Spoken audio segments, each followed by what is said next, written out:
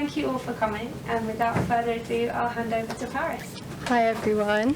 Hi, thank you for joining us today. I'm Paris. I'm the Careers Officer in the English Society and a second year studying English. I'm the chair for this evening's career panel, as Ella mentioned, with our 4 brilliant speakers. Our speakers come from a wide range of fields, including journalism, creative writing and theatre making. And today we're celebrating their career journeys as first-generation graduates in literature. First, I'll briefly introduce our speakers. I'll begin with Annabel. Annabel's a multi-award-winning digital executive producer and currently leads the digital and social media department at Love Productions. Ashleigh has led campaigns for several broadcasters, including BBC One and Netflix, and has worked on a range of popular programmes such as Top Boy and The Great British Bake Off. Next, we have Ashleigh. Ashleigh is the executive director at the Yard Theatre. She's delivered some of the Yard's most critically successful productions and festivals, such as the Now Festival. In her role, she's overseen the Yard's strategic development and also supports the development of professionals from entry-level positions to management roles. Next, we have Daniel. He's a teaching fellow at the Royal Central School of Speech and Drama. Daniel creates solo and collaborative performances that take a neurodivergent-led approach to world-building, audience participation, immersion, and comedy. His book, Awkward's Dyspraxic Adventures in Contemporary Performance and Live Art, was published in 2019. And then finally, we have Carinya. He's a journalist, writer, and researcher that's been published by several magazines and news outlets, including The Guardian and The London Reader. Carinya is currently pursuing a PhD exploring mixed identities in Guyanese literature at the University of Leicester. And I'll kick off tonight's careers panel with some of my own questions for the speakers before moving on to a Q&A session with the audience. To begin, I'll ask each of you to speak for a few minutes about how you got into the role that you're in today. So just a few questions to start. Did you have a clear career goal in mind, or did you embrace the twists and turns along the way?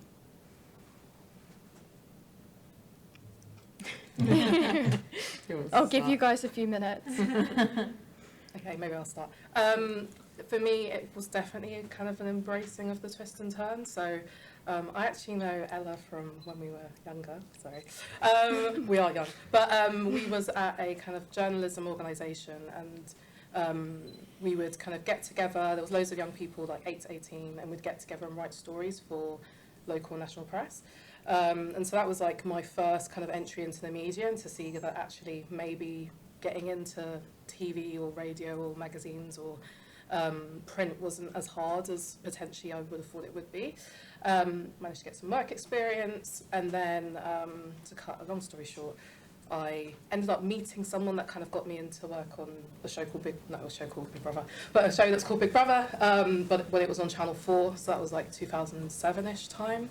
And then on the journalism side, I was working at The Guardian, so while I was at uni, because they had a way of what they called uploaders, so you would upload what would appear on the politics section of the Guardian website.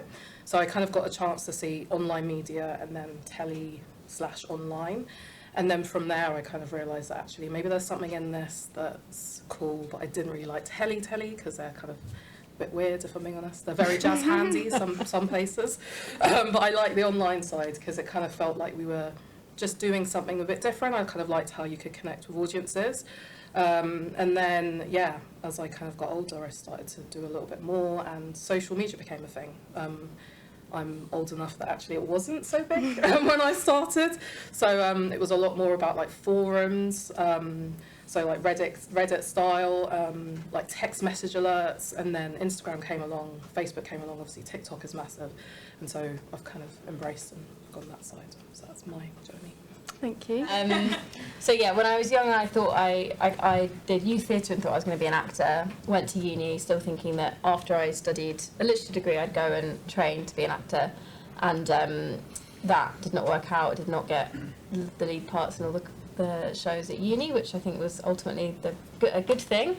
And then tried other things working in theatre when I was there, directing, producing, etc. Such that afterwards, when friends sort of transitioned their like student production companies to professional production companies, started getting their first Arts Council grants, etc., I sort of worked with them and learned how to do it, and also interned at a touring production company who then said, have you ever thought about producing? Which sort of sparked the idea for me. The bit I forgot is that I then went off to do a sort of training year at Oxford Playhouse, which was really useful. And then when I came to London to move in with some mates, I applied for like every assistant producer and production assistant job ever and got just rejected outright, no interviews, no nothing, and it was really demoralising. But because I'd sort of already started to learn by doing and putting on really small scale theatre shows in rooms of pubs, etc., I sort of kept doing that for a couple of years, such that when a job came up in my local theatre that I'd fallen in love with as a punter, I sort of had the skills of producing, a lot of which is being a self-starter. So I'd taken that difficulty of not getting the entry-level jobs and turned it into something useful. And then I worked as a producer at the Yard Theatre for a few years, and then never thought about being an exec director, which is kind of like the business and like fundraising and finance manager of the whole company. It's a small company, but still, I always looked at my boss who did that and thought, that job looks horrendous. Why do I want to do that? And then he went on paternity leave and said, do you want my job for a bit?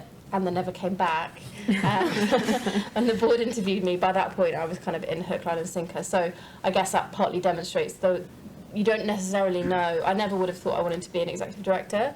And it's like the right company and yeah, I don't think I'd want to be an exec director of anywhere, but I found somewhere that I loved, and you kind of grow the role up around you, basically. Great.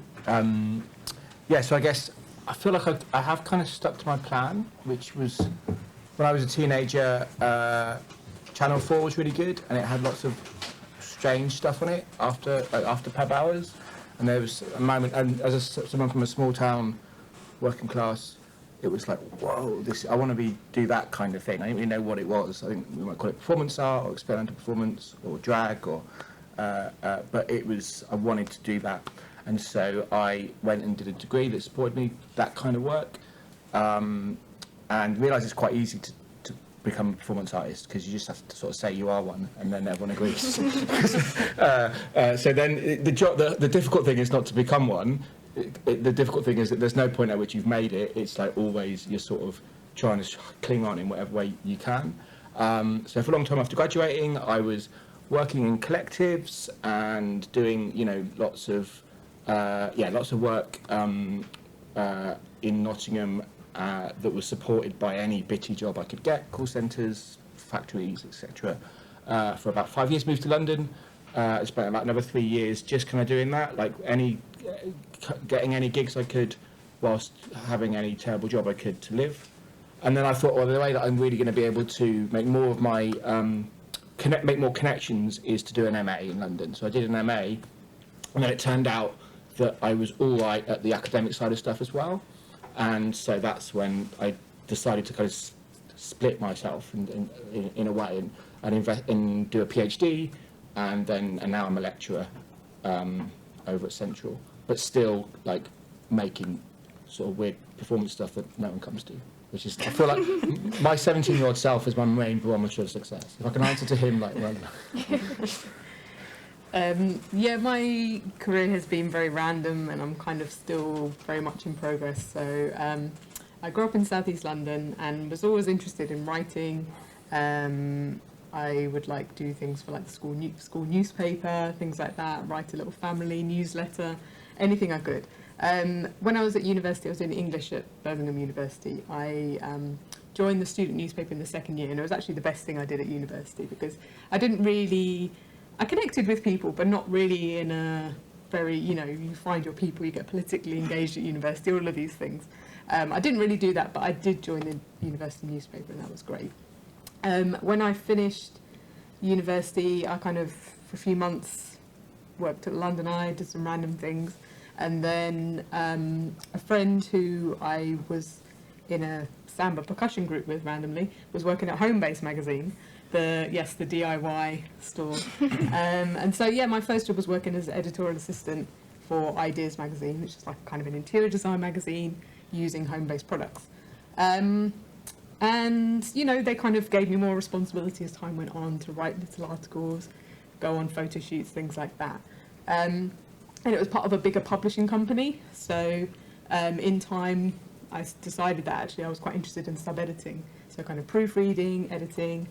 I could have just gone into another department of the publishing company, but I thought, let me do a qualification. So I went and did a NCTJ course in magazine journalism in Brighton for 6 months. Then I came back to London and started freelancing. So I worked as a freelance sub-editor for quite a few years. And then often you kind of, when you get in somewhere, they might ask you to write something as well, or, you know, you meet different people and you get involved in different ways. So most of my work came through recommendations, sometimes through agencies, sometimes through wonderful friends like Annabel who say, I'm working here, do you want to come and work here for a few weeks or something? So I did that for a while, and we worked together on a kind of African fashion and culture magazine called Arise, and started off sub-editing and then became an assistant editor and writing quite a lot of articles. I'm trying to think where I went next, but yeah, it's just kind of going from one project to the next, working somewhere for a few weeks, a few days, a few months. Another friend of mine called and said, there's a project at BBC Africa, this was during the Ebola crisis, could I come and work for a couple of weeks? So I was there kind of sending out messages via Facebook and WhatsApp to people in the affected regions, and then also randomly getting responses back from those people and turning those into news articles or radio pieces, things like that. And I ended up staying there for about a year before deciding to move to Guyana, which is where my dad is from, in top of South America. And because the BBC didn't really have anybody there, when I said, can I do some stuff from here, they were like, okay. So even though I didn't have any radio experience, they kind of gave me some training, supported me to write scripts, to produce my own kind of short packages. So I did that for a few years and wrote some online articles as well. But then I got a bit disillusioned with journalism and decided that I wanted to get back into creative writing. So I moved back to the UK, did a master's in creative writing and education during the kind of COVID lockdown, so that was an interesting time. And since then, I've been doing a lot of creative writing workshop facilitation. I've done working with Spread the Word, which is a writers' agency for London, done quite a few projects with them. And now I'm in my third year of a PhD at the University of Leicester. And it's a funded PhD, which is great. But it also means I'm teaching. So I teach there part-time on the BA English course up there. And I've got like a year and a half left and lots to write. But after that, I don't know, because, jobs in academia apparently not that easy to come by at the moment. But I think all of my experience from the past will serve me well. I feel like I can put those skills to lots of different jobs. So we shall see. Maybe some teaching and writing and creative workshops. So I'm trying to keep all of that going as I'm doing the PhD, just so I've got something to go into when I finish. Thank you. Those are great introductions. So maintaining the focus on the beginning of your careers, I wanted to ask if any of you struggled with imposter syndrome, and if so, how did you tackle it? Or maybe if you still feel that way now sometimes, how you're working towards tackling it. I don't mind. Actually, I said I don't mind, but I actually don't know what I'm going to say. I suppose in my current role, because I'm teaching as a PhD student, there's some level of feeling a bit of imposter syndrome, because you feel like until you've got a doctor in front of your name, the students aren't going to quite treat you with that same level. But and also just always thinking about if it's a quiet classroom, should I be engaging in a different way, things like that. So, but I think what really helps is just constant reflection, so kind of speaking to colleagues about different strategies they use, different tools. I guess, sorry, you did ask about earlier in my career, so I don't know. I think because I began with being editorial assistant, that's pretty much the most basic role that you can have on a magazine. So the stereotype is that you're making teas, and yeah, you are. But I think if you're just enthusiastic about everything, people want to give you more things to do. It's like, oh well, Carinya, do you mind like writing this short bit of news or something, or do you mind doing this? And if you're enthusiastic, they just keep giving you more things. So I don't know that I had imposter syndrome at that point, but maybe later points in my career, like when I started working at the 5th floor at the BBC, and I was asked to do some production shifts on the social media pages, and I'm like, okay, I've got the BBC Africa login account for Facebook and Twitter, and I just felt like so much power. I was like, doesn't anybody want to check my tweets or posts before I send them out? It just felt like, okay, you know, it's a bit of a, you know, kind of throw you in the deep end. But yeah, so I guess it's just, there have been moments like that, but I think just talking to other people who are in a similar position or have been there before, often they're really reassuring. Yeah. I think, so I kind of started technically working when I was like 15-ish, but alongside education.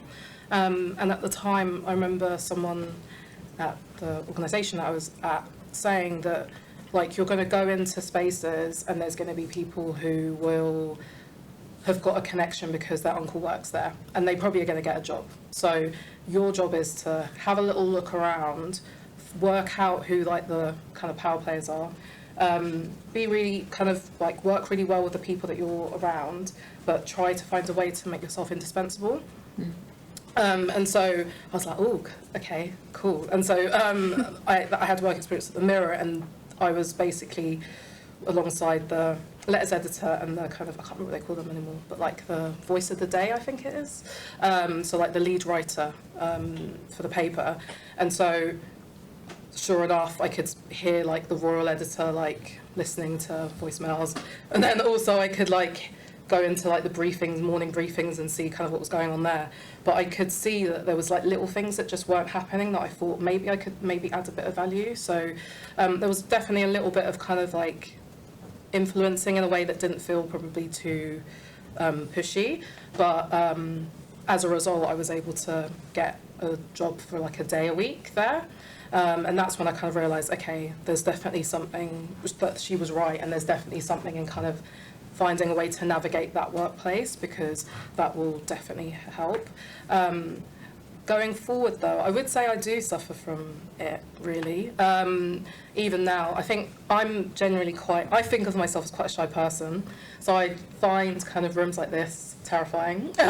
But I obviously know that there's like loads of people that are like really lovely and wanting to kind of hear maybe what I've got to say, so that kind of helped. But I might be in loads of other rooms where it feels a little bit more terrifying. And I'm also sometimes the most senior person in that department. So it is really, I do struggle with it. It is really difficult. I have to kind of speak to myself a lot in meetings, because I kind of know that I'm sitting there, I'm often the only person that looks like me in many ways, and also sometimes the only person that can add something of value. So I think the thing that I always try to think about is like, I'm always kind of like talking to myself about what I think I want to say, so that kind of makes things a little bit easier. But then the other thing is just having some trust in what you're saying, because actually what you often say can add a lot of value to a conversation. So I remember once having a conversation with a commissioner, and he said that you're like a bullet, and I was like, oh, that's a bit rough. But what he said is that every time you speak, there's something that you're saying that's quite impactful, and I think it's because I probably I don't speak too much sometimes, so I kind of choose what I've got to say, and I'm really kind of trying to consider everything that I could say at that point, watching the dynamics of the room, seeing what someone might not have picked up on, seeing how something's phrased that someone else in the room agrees with, and trying to find a way that if I speak, I might be heard in some way. So that's kind of helped a little bit. But yeah, often the other side is just being around a lot of really talented people as well, because then you feel like you're around your peers, but everyone's got their own like strengths, I'd say. Yeah, I think it's lifelong, to be honest. I think every time that you, like, what I feel like now is that there's still so many rooms or types of work that I step into, and I'm like, I've never done this before, and these people are so impressive, and I feel totally like unqualified to even be sitting talking with them. But I think that is kind of also a sign that you're, not to diminish it, it can be really difficult, and it sometimes can feel kind of like stultifying, but it also is like where you're developing and learning, because if you're not in spaces where you feel a little bit out of your depth and you're in like listening mode and really trying to understand the wavelength that everyone else is on, like you're not in a way pushing yourself that much. So now I'm just like, I guess I've tried to like talk with myself a lot over the last few years to get to a place where I see it as like, if I feel scared, if I'm hearing things I've never heard before, if I feel like, oh, do I definitely have to contribute here, I'm probably also learning stuff, and maybe it takes 6 months for that stuff to kind of get through, or even longer, but you will develop that way. Yeah, I was thinking about, I think as a like working class kid that was into weird stuff, I was always like a outsider anyway. Like I was really supported. I had a lovely family that would encourage me to do whatever I wanted. But like I don't really feel like I felt any more like I was an imposter, like going out clubbing with my cousins than I was like going than I was like than I was like going into. It felt normal for me to be like going, oh, don't say that, do say that, in whatever circumstances I was in. But having said that, I definitely remember a point of realising how naive I was when like everyone else I knew that was trying to be an artist like me had parents that could financially support them or had some other means of financial support. And so that was definitely a moment of crisis for me, of going like, like it's not just like follow your dreams.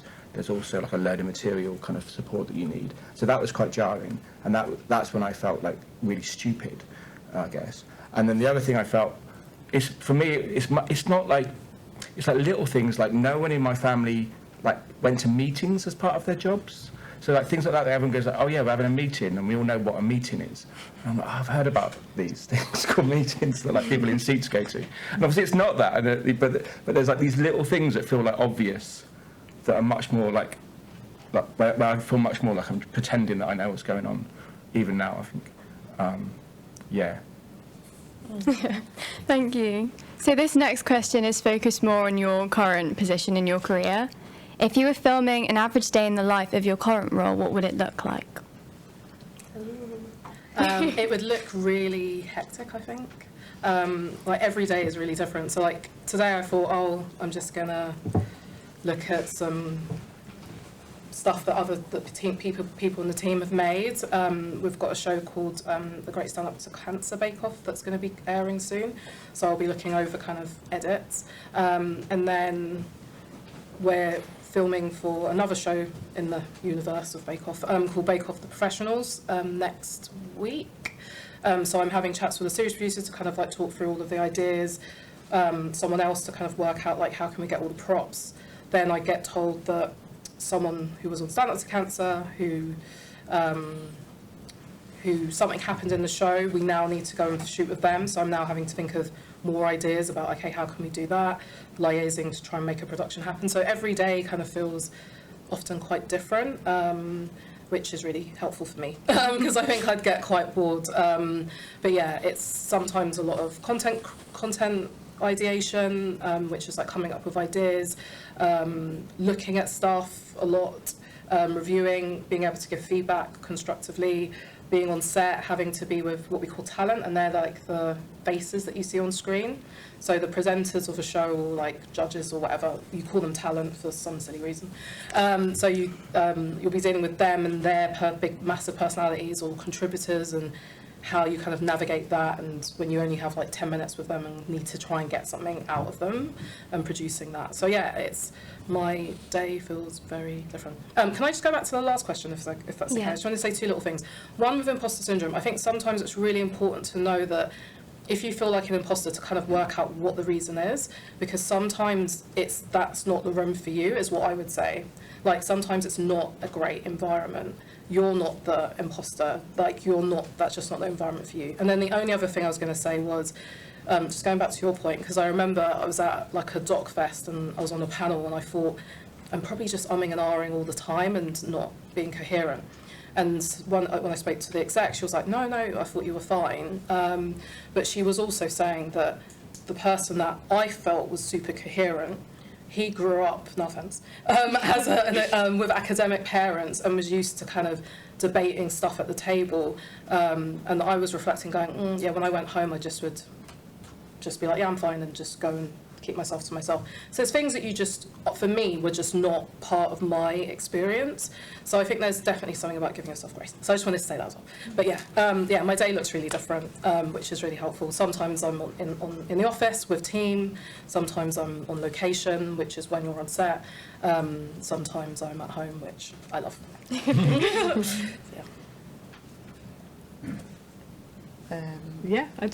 What was the question again? Oh, typical day, yeah. It varies because I'm doing the PhD, I'm teaching, and I'm doing bits of freelance work. So today, for example, I had a meeting with my supervisors about my PhD, just discussing the work, but I was also getting some feedback on an article that I was writing for a journal, which is like a review of a book from Suriname, which kind of deals with some of the issues I'm exploring for my PhD, which is about mixed identity. I'm also currently working on a guidebook for Lonely Planet. I went to Guyana in January, so I'm kind of having to write up that and then put it in upload everything in the content management system. It's the first time I've worked on a guidebook. I've done lots of journalism before, but it's very finicky, and I'm like thinking, oh, I should have checked that when I was there, I should have done that, but it's coming together slowly. So it's a bit of a mixture of things, and then having had a meeting with some colleagues about some recent marking that we did. Wearing lots of different hats, it's better if I can do one thing each day, but it doesn't always work out like that, sadly. So that's it. I feel like my job is all about how you balance the sort of real long-term strategic thinking and planning with the day-to-day stuff that comes up. So like today, the computer that powers the lighting and sound cues on the show stopped working last night during the performance. So I was like checking in with the technical manager that was all sorted this morning. Doing a bit of work with one of my trustees on the sort of future business model of the theatre and like where we'll get our money from in like 5 years' time, which is would be great to know. We're like designing some redevelopments to the building that we're in. So I was in a meeting about that, and then just I feel like I have to do a lot of sort of keep people and relationships and projects bubbling, and a lot of the time that's real just 20-minute calls with people to check in on stuff or ask about this, or just to see how people are doing. And so there's a lot of the pans that bubble. Yeah, I think similar, like lots of different things. And this morning I tried to listen to a podcast on the way in that kind of keeps me in touch with what I'm researching or what I'm teaching. So at the moment that's thinking about like game theory and time travel.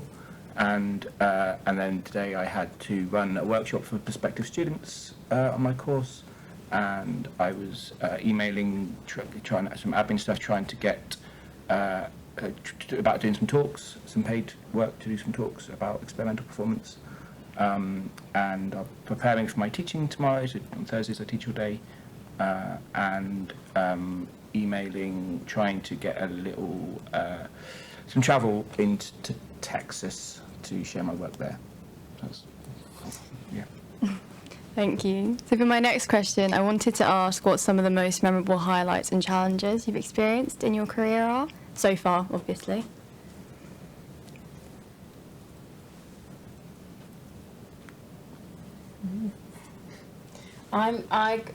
This one's quite hard, weirdly. Yeah. I was thinking about the pandemic, which is sort of is both maybe the challenge and the highlight, because I think for when working in live theatre, that period where we couldn't do it was so difficult for all of the reasons of suddenly you don't have any ticket money or bar money, but also very quickly as individuals and as an organisation you get into this place of kind of like spiralling self-doubt about like who we are, why we exist, will we ever be able to do the thing that we exist for again, and I think that loop-de-loop that everyone's brains went through for a year and a bit was really hard and created a lot of helpful questioning and a lot of unhelpful questioning, I think.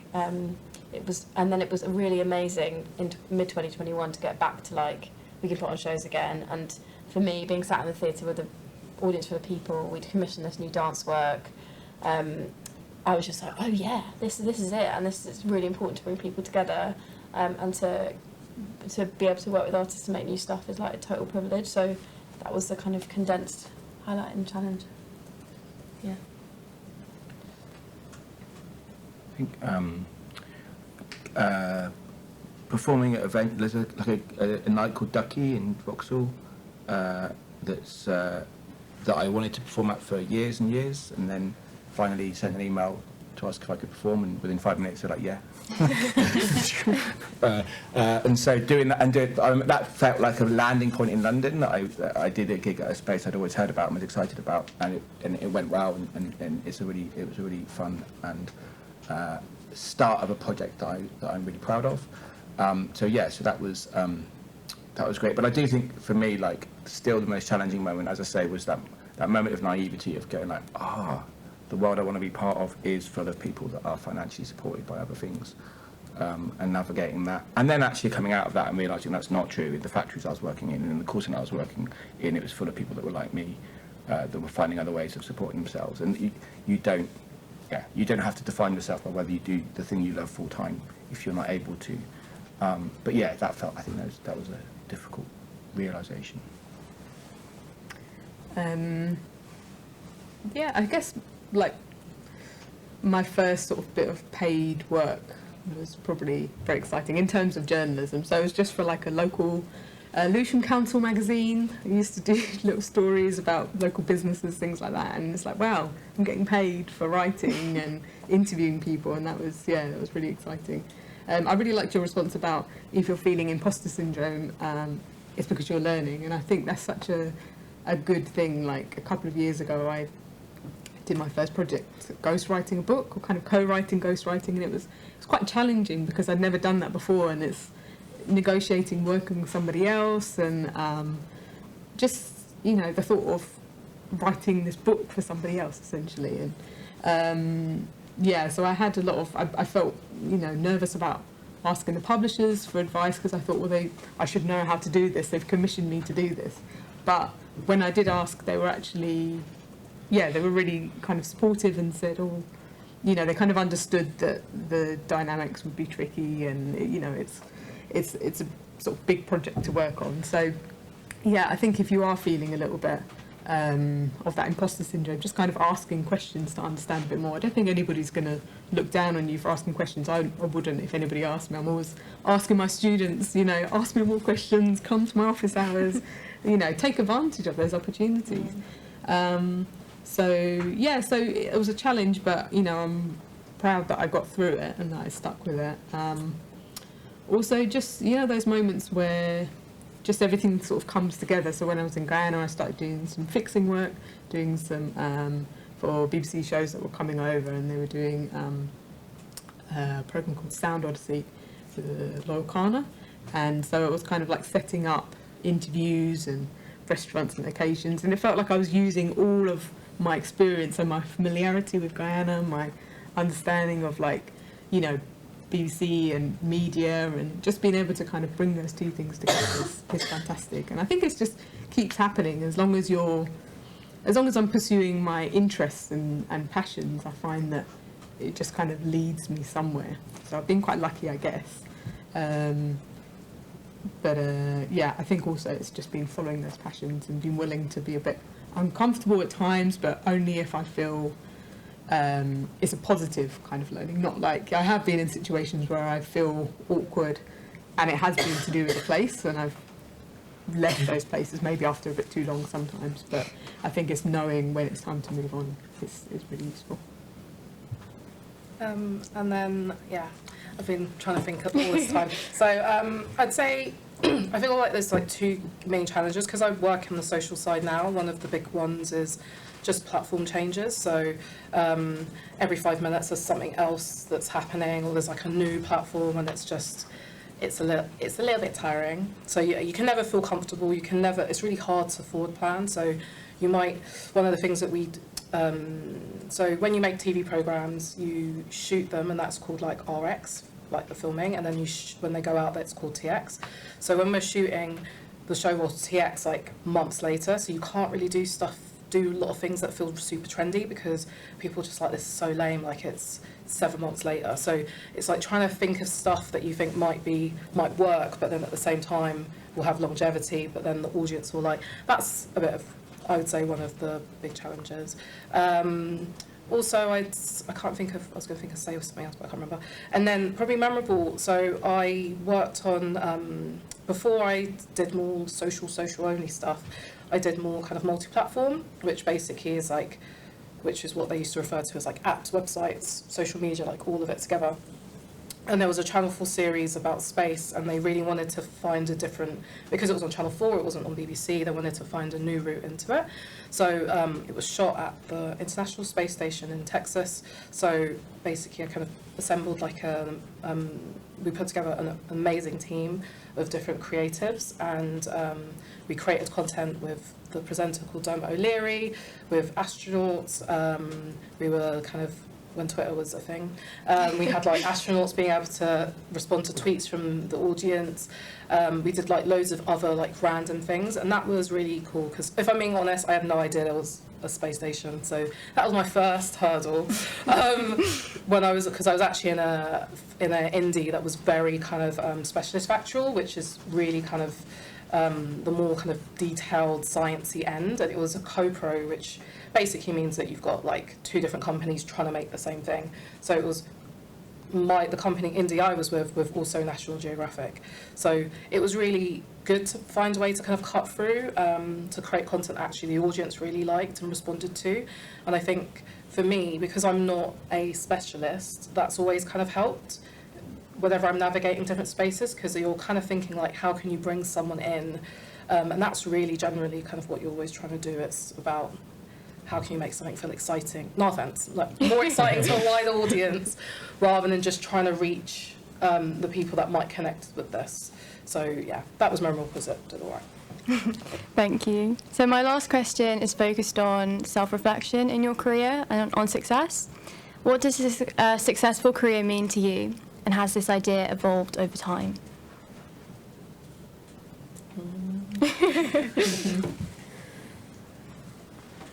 I don't mind. Successful. Well, yeah, it's interesting thinking about highlights and challenges, because they're not always what you think they might be. The things that you've got awards for, the things that you've got the most money for, it's actually been the times that I've enjoyed the most, you know, and I've felt like being part of a great team, or yeah. So I guess it partly means to me making an impact in some way, whether that's kind of like creating spaces for people to support their creative writing, whether that's kind of giving resources through magazines that I've worked on. So I worked for a while on a magazine called The Pavement, which is for specifically for people who are homeless, or experiencing homelessness, and it would give like listings of where you can get a shower, where you can get food. It had like, I remember going to court with one guy who'd kind of been disrupted from where he was sleeping by the local council, and the police who came along moved him and then started washing down the area, and he went to court about this. And just these kind of being able to kind of write about those stories, just felt like, you know, you're informing people, and there's something really powerful in that. I think like information is power, as you know, as they say. So yeah, for me, the things that I'm most proud of, or which I think I value as a successful career, are the things that I think have made some kind of impact either on other people, on other people somehow. Bit vague answer, but yeah. Yeah, I think I still think that I wouldn't recommend this, but I still think that me at 17 is like the person that judges whether I've been successful or not. And I don't think I was a very sensible person at 17 at all, but the fact that I still can occasionally like check in with that 17-year-old and go, yeah, I'm still doing that stuff, feels like that feels really good. But then I guess I think there's also now, you know, I have kids, and the fact that I can just about kind of maintain a life through what I do, and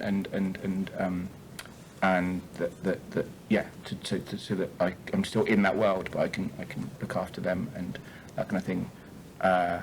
And I think most of all, like when getting like emails from people that have read something I've written, particularly around thinking about neurodiversity, which is what I write about, and thinking about learning disability, and the way that those things overlap with what I love, to get direct personal feedback on those things through emails or through chats is like really, for me, like what keeps me going, I guess. Yeah, I really relate to that. I feel like I check in with my sort of 15-year-old self quite a lot. I think she'd be pretty gassed, to be honest.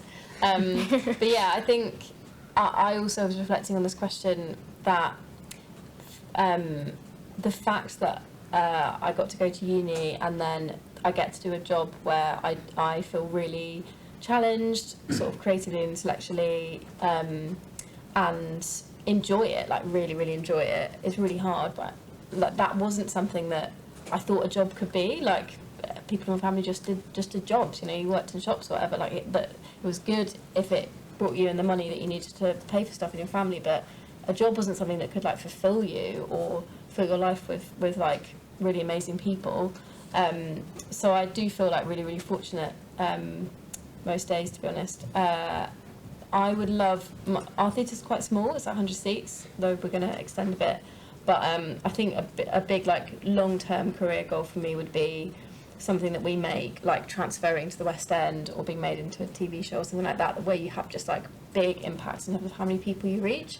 I think particularly because the theatre that we produce is more, most of it is plays, but it's a kind of more experimental like side of plays, I guess, and where plays meets performance art and live art and cabaret. And also I think often the work that we're interested in is when an artist wants to tell a story that's not been told before or from a perspective that's not been shared before. And so then to get something like that on a bigger stage, I think has the potential to like shift kind of cultural conversations, and that feels really exciting. Yeah, I've been trying to think about this one. I think because when I was younger, I did a lot more kind of working with programs that did do impacts, and I thought that was going to be great. I really enjoyed doing that, but I don't really do that as much anymore. I think, what was the question, like what does success look like? Or What does a successful career mean to you? what does it mean to me? I remember when I was younger, it was literally just being able to support myself, if I'm being honest, because I just, that was like number one. So I kind of was very much like, how do I keep going? So I'm actually a freelancer. I've been a freelancer like pretty much my whole career. So I've been working probably for like 17 years now, and luckily have done a lot of permalance, which is like staying at a place for way too long, but then also kind of jumping from loads of different jobs. And I think it's just sticking in it, I think, now, I'd say, because TV is going through a really weird patch. So I've been around when it's like people are like, digital's the future, and then digital's not the future, and maybe it's the future again. So yeah, I think it's just being able to kind of stay in, but then also know that I kind of work with a lot of shows that means a lot to some people. They're heritage brands, there's communities that really kind of will see something and be like, oh my gosh, that made my day, or oh gosh, I'm so happy I saw that. And you just have to obviously trust that what you're doing is having an impact in a different way to maybe some of the other projects I've done in the past. Brilliant, thank you. I think it's fair to say on behalf of all of us that your stories have been really inspiring and really helpful for everyone's career journeys. I'm now going to offer members of the audience a chance to ask questions to our brilliant speakers. I think that we have a mic, so people can just put their hands up or say. In your careers now, do you think you apply stuff that you've learned in like your degrees? And if so, how? And yeah, do you think your degrees were super beneficial to each of your careers? And maybe one more.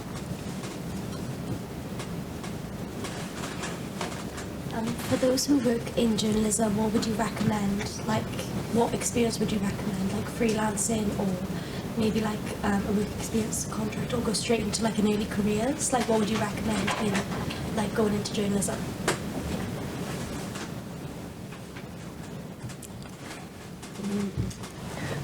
Should we take both questions at the same time?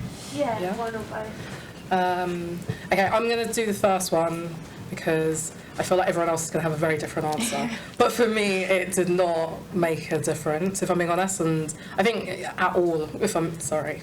But stick in there, seriously, because like, it's more of, I remember kind of being at uni and being kind of told, like I was kind of working alongside, so I was like running, which is when you're like on a show and you're getting like the waters, you're getting all this like random stuff. And I remember someone calling me going, oh, we could get you working on the National Television Awards, but it means that you're going to have to be on this production for like, I think it was like 2 months. And that was like the lot towards the end of my degree. And I was like, oh gosh, I'm doing all of this to work and there's this opportunity. And I'm glad I didn't take it, but I could have. I think TV is one of probably the few industries, I would say, where you can kind of access it without having, like, where your qualification doesn't necessarily matter, if I'm being honest. I've never been asked about my degree, I've never been asked about where I studied, ever. But obviously it's a connection point sometimes when you're having conversations that people are like, oh, they're interested that you went to uni at this place or that you studied X or Y. I did okay. I did well at uni, but I found it difficult. Like, I think I did really well in my first essay, and basically tried to make all essays look exactly the same after that, and I don't do that anymore. So yeah, for me, it hasn't mattered too much. I think it's definitely more about the work experience element, and there is a transition and there is a change. And then on the second question, which was about getting into journalism, I think it's good to kind of identify like what aspect of journalism that you like. So are you kind of interested in the online side? If so, then if you're interested in online or print, I'd say get work experience, but treat it like you want to try and get access, because everyone's always trying to find talent, if I'm being honest, at these places. So I definitely think that's it. I think if you are interested in magazines, it can be a little bit harder. There's different types of magazines. So you've got the magazines that are, like, I can't remember what they call it. Like, it's consumer publishing, which is like what Carinya was talking about around like the home-based magazines, but then there's also, is it contract publishing? Consumer contract publishing, and then there's the other publishing, which is maybe like, I can't think of a magazine, like Glamour magazine, if that still exists. If you're interested in that, again, work experience, but I kind of feel like it's hard to get in and to stick. I think with newspapers, at least from my experience, it's a little bit easier. If you're, I don't know if the Guardian still does it, but they used to have an uploader scheme, and that was like a way of getting in, because they need people to kind of upload the pages of the sites. So I would work in the night basically from like 6 till like 1, get the first edition, be like tweaking stuff, and there was loads of people that kind of came through that and either went onto like the actual desks. There was also people that just liked that lifestyle, so like Josh Widdicombe was actually one of the people that was on the desk as well, uploading. So there are different ways to get in, I would say. But yeah, freelancing is also another option, but it can be hard sometimes if you're pitching and they kind of want to see what you've done. But yeah, or you can just go the social route and just, if you wanted to, become a content creator, which some people might not be for them, but there's also room in that way, I'd say, maybe. Yeah. I think I did English with a kind of ancillary, we called it in the day, in French. So I did English and language, and yeah, I definitely think it's been useful. I mean, just in terms of sharpening my writing, in terms of engaging with texts. We did a module in Caribbean literature, which was my favourite thing, and I just really got involved in that. And so there were some books that spoke to me, others that didn't. After university, I did have a bit of a period where I just couldn't face reading anymore, because I think I'd done so much reading. I needed to take a break from that for a bit. But yeah, I'm sure the skills definitely helped. And like I said, being part of the student newspaper, so I think societies, clubs, connecting with people, finding your people, whatever it might be, I think is really important. I wish I'd done a bit more of that, but definitely the student newspaper was a great thing to be involved in. Things have changed a lot, I guess, in terms of journalism today compared to then. You know, even before me, the route used to be, you know, you go to a local newspaper, you get your local beat, and you go through the ranks that way. I was never really interested in news journalism in that sense. I was more into features, magazines, things like that. So yeah, the editorial assistant route still might be there, There's also more opportunity, obviously, to kind of have your niche subject, to blog about that, and hopefully get noticed for what you're writing about. If you've got a really specific niche, people may see you as that person and be like, okay, we need an article about that, let's ask this person. Pitching can be tiring and exhausting. It's good if you have a connection already, so try and like use any connections you have, whatever, family, friends, whatever it might be, and look out for those kind of training opportunities, work experience. I did work experience like when I was at school at the Financial Times. I was just quiet. I don't think they even knew I was there, so I made nothing of that opportunity whatsoever. But if you're a bit more engaged, interactive, make yourself indispensable, like Annabel was saying, I think you can kind of get in there hopefully a bit more. But yeah, and I don't think you have to have a fixed idea about what kind of journalism you want to do as well, because I did things and be like, actually that's not really for me, and then tried something else. So just being open to opportunities, and maybe have your point where you say, I'm not going to do any more work for free. I think you have to come to a point, yes, you can do a certain amount for exposure, for your portfolio, whatever, but at some point you have to get paid, and so I think know your limit at some point and be like, actually, even if it's like a small amount, like a sort of honorary fee, I think it's just really important to kind of set your limit at some point. I definitely use my degree. I feel like I use the skills and tools more than I use the knowledge. Like, it's pretty rare, maybe, and having a bit of an awareness of like 20th century theatre does come in handy. But anything pre-20th century and anything non-theatre related is. I'm really not referencing Wordsworth on the regular, but I think the tools of understanding how, especially like narrative is structured and the different like forms of plays is really useful in like developing plays that kind of come on our desk. But I think probably more impactful than that was just having a space in a few years to learn what I thought about artistic works and how to talk about that, and then how to take on board other people's perspectives, and just like all of those tools of forming an argument, whether in person or written down, is really useful, whether that's writing a funding bid or like pitching in a meeting or something. Like those technical skills were really useful. Yeah, I think people I met there it was super useful. I mean, for me, like my degree was like a utopia. It was so amazing. And I loved talking about the ideas. It was never anything I'd experienced before, and like hanging out with people and forming bands and like writing stuff together. And so I think that I'm constantly trying to get back to that, which I never will, which is like what drives me. Like, it was like bliss. I don't think like probably like I could, it's like saying like, there's probably like specific things I learned that aren't necessarily useful, but as a particular kind of way of being together and learning and what we're learning, not in terms of career, but just in terms of like what I want in my life. One thing I was going to add, also was just about importance of friendships. I don't want to say contacts because that sounds a bit cold, but actually friendships and supporting each other and like recommending people and being recommended is like so important. It has been in my career and life generally. So surrounding yourself with people who are doing similar things can really help as well. Yeah. I'm conscious you've all given us loads of time, and I know some people have to leave quite soon, but maybe we could take 2 more questions with quick answers, if that's all right. Are there other questions? Yeah.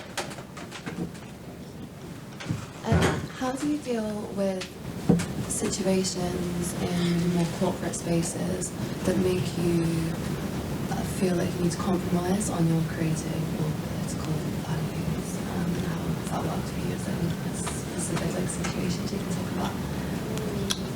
One more if there is one.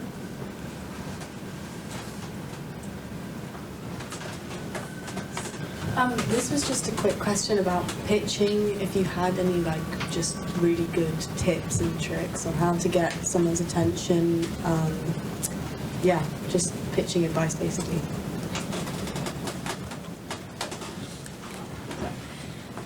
I guess, well, corporate environments, I'm not sure that I've been in too many corporate environments, but I have been offered kind of creative writing work that was maybe sponsored by BP or something like that. And so I just make a decision about whether I really want to, if I would feel comfortable agreeing to that or something. So, yeah, it's kind of on a case-by-case basis. As a freelancer, I have the ability to do that, I guess. If I was working somewhere full-time, maybe I would feel it was a bit harder to kind of pick and choose. But yeah, it is really important to me what where I'm putting my energy and what I'm putting my name to, in a way, because especially as a writer, you're kind of quite public in a sense, and so those personal values are actually really important to me in my professional career as well. In terms of pitching, keeping it brief, keeping it short, having a snappy headline, having a section which is about you with some links, maybe, knowing who you're directing it to. So you might have to call up first, say, I have a pitch for this, who should I direct it to? So it's not, you're not sending it to an info@ address. Preferably having met that person before, if it's a magazine or newspaper that does some kind of event, you can, like, they have a launch or something. If you have some kind of, do you mind if I send you a pitch or something, and then they can put a face to the name or something like that. But yeah, definitely brevity, good title, something snappy, why it's relevant now. That's always really important, and why you're the person to write that story, especially if they don't know you. You've got to have something that kind of stands out. Don't promise, I guess, what you can't deliver. Yeah, just a few thoughts.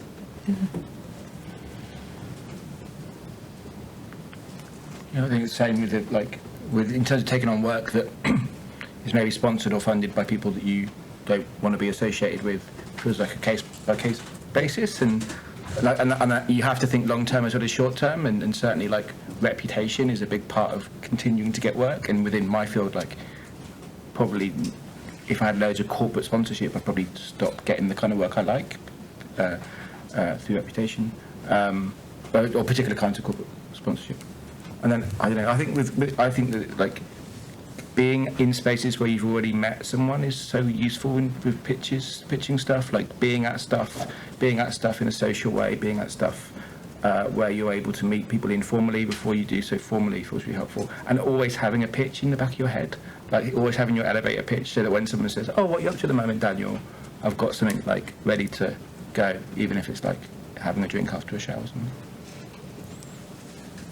I don't know if I've really been in very capital C corporate environments, and the company that I co-run, there's only 8 people in the staff team, but I think what's interesting is that even in a small team of people who work in theatre and are pretty young and politically progressive, you inevitably do have differences of politics, and I think the way that we've tried to manage that, and I try and handle those differences, which I think are just essential in public life, a fact of public life as well, is kind of regrounding everyone in where you do agree, and you're kind of both the spaces of agreement and also what you're there for. So I think oftentimes, we as an organisation, we might get the fundraising managers might say, should we apply for this money? It comes from this company or whatever.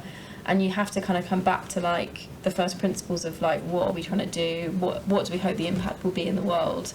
And with that in mind, will taking this funding better help us do that, or will it actually, as you say, long term have a negative impact and stop us being able to do the work that we want to do?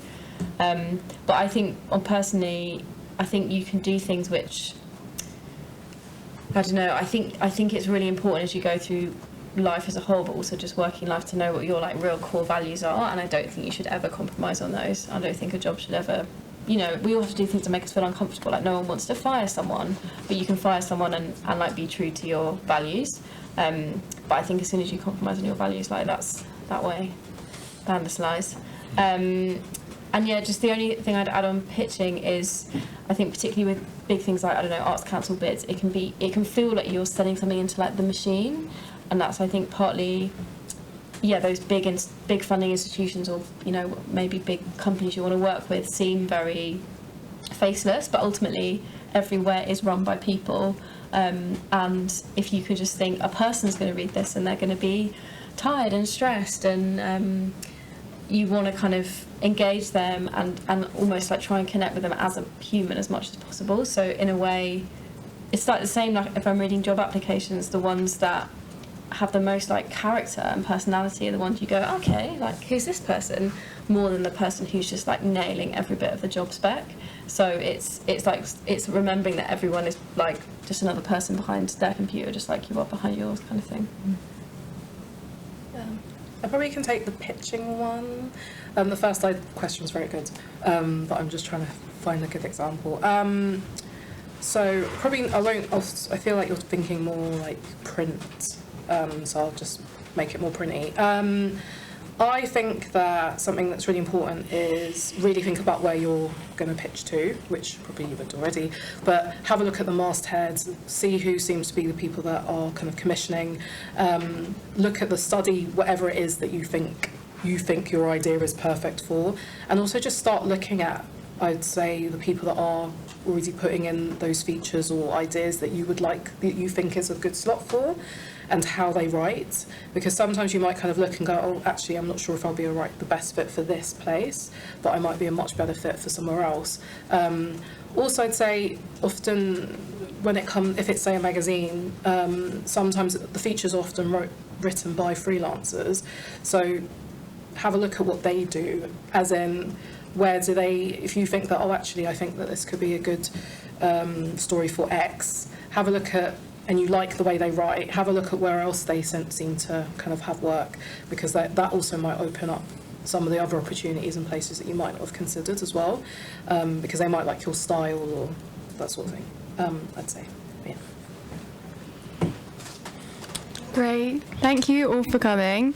To wrap up, I'd first of all like to thank our amazing speakers, Annabel, Daniel, Carinya and Ashleigh, for taking the time to join us and discuss their career journeys.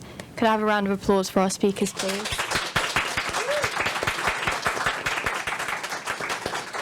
I'd also like to thank everyone else involved in putting together the event, the recording team, Sarah, our comms manager, and Ella, who contacted our speakers and practically arranged the whole thing, so thank you. Again, thank you all for coming, and I hope you all have a lovely rest of your evening.